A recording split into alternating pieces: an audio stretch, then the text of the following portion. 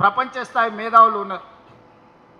British ప్రెసిడెంట్గా prime మినిస్టర్గా పనిచేసిన టోనీ బ్లేయర్ నుంచి అభిజిత్ బెనర్జీ వరకు, సంతను నారాయణ్, అజయ్ బంగా, సత్య నాదెల్లా, ప్రేమ్జీ వత్సవ్ లాంటి మేధావులు వీళ్ళందరూ కూడా తెలంగాణ రాష్ట్ర అభివృద్ధి కోసం ప్రణాళికలు ఏ విధంగా రచించాలనో international experts, Raghuramarajan former RBI governor నుంచి మొదలు పెడితే చాలామంది మేధావులు మనకందరికీ మన పాలసీ డాక్యుమెంట్లో ఇన్పుట్ ఇచ్చి ఇందులో సభ్యులుగా పనిచేస్తున్నారు.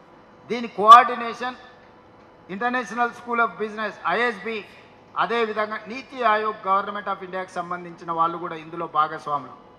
దీంట్లో మంత్రులతో పాటు అన్ని విషయాలలో నిష్ణాతులందరూ కూడా ఇందులో ఉండి విజన్ 2047కి తెలంగాణ రైజింగ్ 2047 అనే ఒక పాలసీ డాక్యుమెంటును 2034కు $1 ట్రిలియన్ ఎకానమీని ఏ విధంగా మనం చేరుకోవాలి, 2047కు $3 ట్రిలియన్ ఎకానమీగా ఎలా చేరుకోవాలని ఒక ప్రణాళిక చేసుకున్నాం.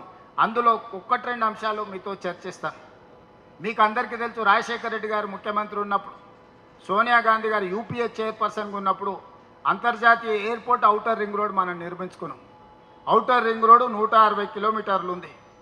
ఈ ఔటర్ రింగ్ రోడ్డు లోపల ఉన్న మొత్తాన్ని కోర్ అర్బన్ రీజన్ ఎకానమీగా మనం అనుకున్నాం.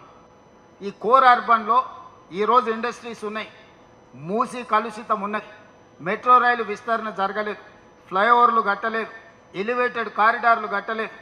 ఇట్లా రకరకాల సమస్యలను అన్నిటిని కూడా మనం దృష్టిలో పెట్టుకొని ఈ ఏరియాను మొత్తము మనం క్యూర్ చేయాలనుకుంటున్నాం.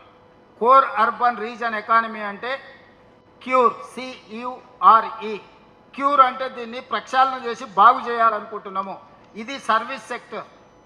ఇక్కడ మొత్తం సేవలకు సంబంధించిన ప్రణాళికలు రచించి ఇండస్ట్రీస్ అన్నిటిని కూడా బయటకు షిఫ్ట్ చేస్తాం.